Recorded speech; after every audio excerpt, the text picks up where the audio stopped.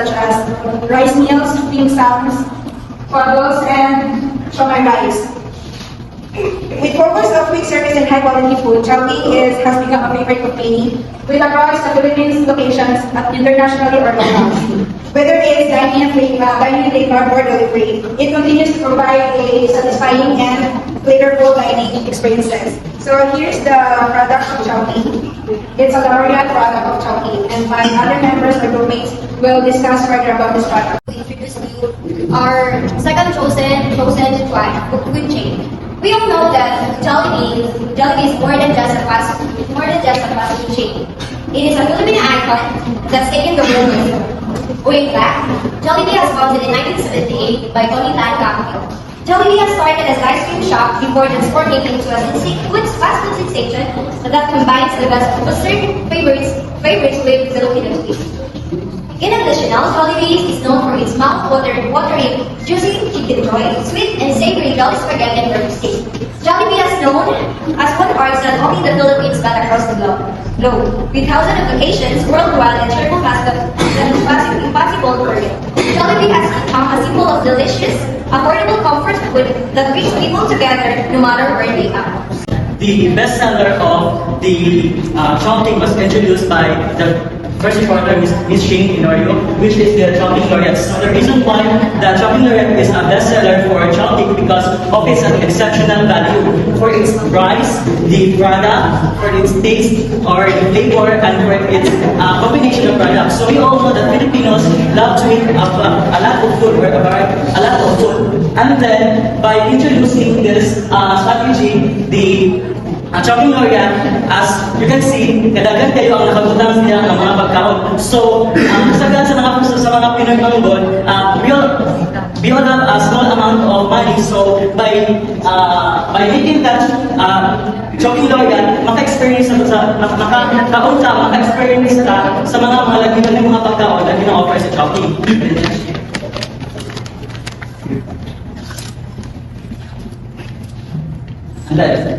So we all know that the bestseller of the Jollibee is the Jollibee Chicken Joy. So the Jollibee Chicken Joy is bestseller for the reason that it offers a tastiness, the tender juiciness, and the crispiness of their product. So Jollibee Chicken Joy is originated offer for all kids.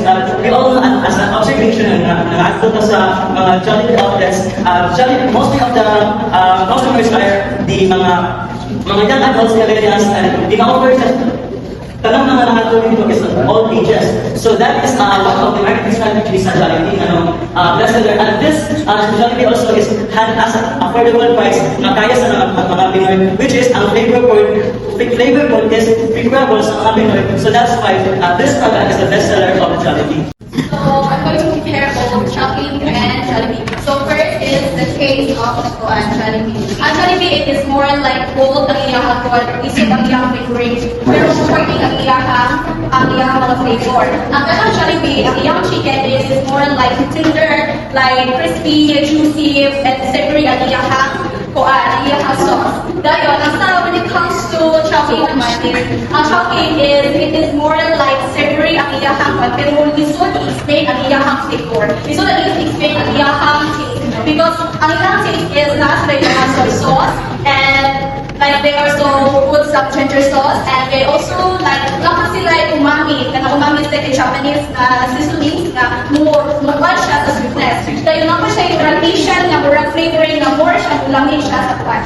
Ang Chowking, it is more like light ang iyang flavor, pero ang dayon sa Jollibee, it is more like strong. Next is the onions. The onions of Jollibee, it is more like joyful, it is more like casual, it is more like a family-friendly na environment. Dayon, ang kanis na enjoy sila sa Jollibee is they also offer like parties there inside sa ilang company, and then also napos sila, focus sila o kanang vibes or energetic vibes or lovely vibes in the environment.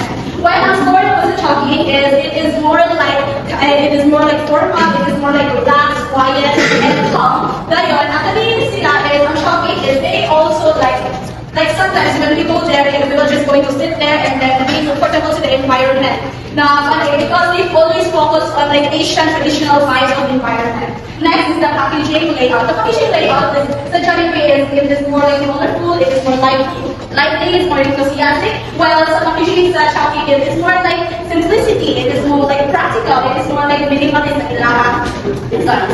So next is when we talk about the pricing. So the pricing is sa Jollibee is more like very affordable, very sa mga students, sa mga families, very affordable siya. Ang iyang range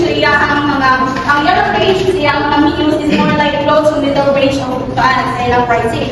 Dayon, ang kanali ang mukhang chicken is cost 147 pesos. Pero affordable na siya, kailangan siya kanang chicken and then with fries. Dayon, next is the chowking. Ang sa chowking is, ang ihakuan sa chowking is more like similar lang siya sa Jollibee. Pero, higher prices siya because daghan kayo bayan na mga food like chicken, na chicharon, na pansin, what is this? Uchi. Just affordable siya, higher and iyang price rather than sa Jollibee. Dayon, kang iyang kuan is pero, that is friendly siya when it comes to Asian sa mga Asian stores. Because when we go to another Asian store, because different Asian stores are very expensive. So, affordable na siya sa mga Asian stores. Next is the stuff. The stuff sa Jollibee, it is more like energetic, lively, ang iyang kuhan. As you can see, diba, lively sila. While sa Shopee, it is more like formal, it is more like professional, more like ano sila, kanang formal na katinan. Sa food size naman, as well as the product layout, ang food sizes, they offer more like larger sizes. Diba sa Jollibee, like offer like small, regular, and larger portions sa menu. Kaya sa Shopee is they offer like moderate lang. Diba, so you can see like sakto lang ang chicken, sakto lang larding, sakto lang ang mga bayan. Na ikaw lang kababusog, ikaw lang pagkakadili, magugo. Then, ang ilang product design, ang ilang product design sa Jollibee is more like quantified lang yung mga layout, yung mga child-friendly, wala nila ang design. Then yung sa Shopee, it is more like, it is more like simple and then like functional. Yung focus on traditional and practical sa mga menu and sa items because they always focus on Chinese-inspired. Thank you. So, which among the pricing strategy is applied to the bestseller of the fast food chain? So, they use Chowking Laurent use manual pricing strategy. So, one bundle pricing strategy. So, the bundle pricing strategy is used in Chowking Laurent to provide a complete meal at a better value compared to ordering individual items. So, as you can see, only ang Chowking Laurent. So, instead of order sa individual lang, is hikuan nila, mas prefer na nila ang order ali kaya mas makalas pa sila.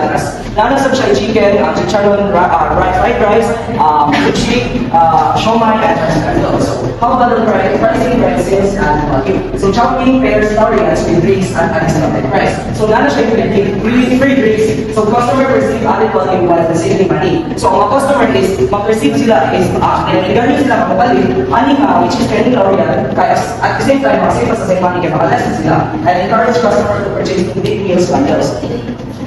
So, benefits of bundles pricing. So, increase sales by offering value pack deals. So, through is increase bundle sales, kaya offer sila less price and discounted price na, which is very Laureate. So, enhances customer convenience and satisfaction. And strengthening Chowking Laureate's popularity as a bestseller.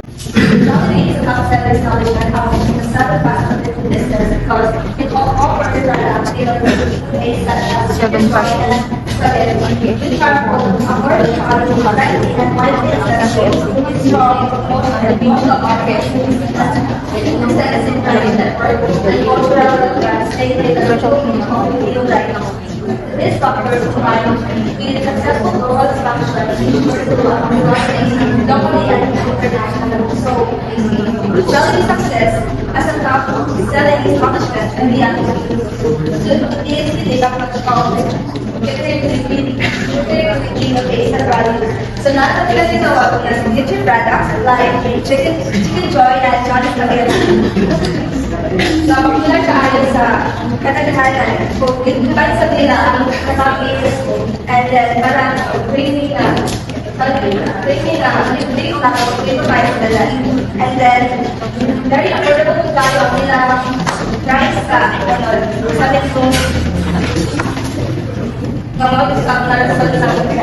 mataghan na ng self-esteem. And then, gamit sa nila ang emotional marketing, kaya pinakalagay nila ang series of family, joy, and creative culture to create a deep connection with this culture. The company has also achieved success on the global stage, bringing the Filipino papers to the world.